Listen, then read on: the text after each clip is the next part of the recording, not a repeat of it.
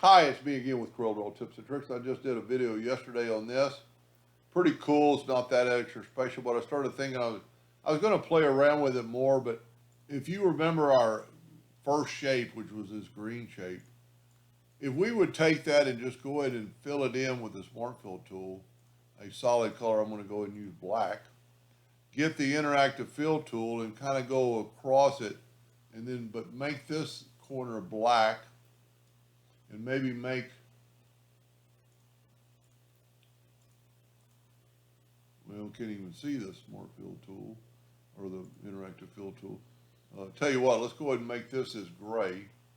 Let's make it a gray, and then let's make this corner black. And we need it kind of in this corner, and then you could play around with it and make it kind of look like that. Maybe go back a little bit. Maybe even add another black. If you just take your black and just add it right there on the line, kind of give it some definition, even on both sides is okay.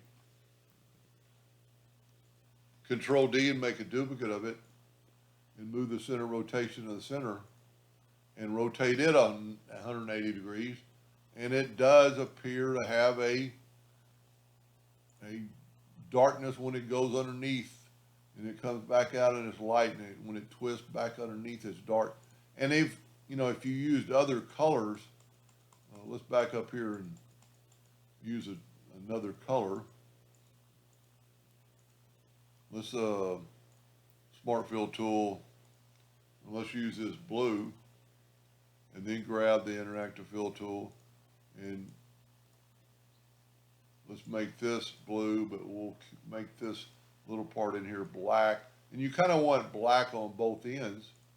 And then I'm going to take away the outline I had. Control D and make a duplicate and move that center. And if you don't know how we made this shape, watch part 1. And then I'm going to rotate it 180 degrees. And it's pretty cool. I mean, it's like this goes in, and then that goes in, kind of a twisted. Let me take away the indexing lines. Maybe it'll look a little better. Pretty cool. Pretty easy, too. You could make this or that out of that. Anyway, I hope that helped a little bit. Thank you for watching.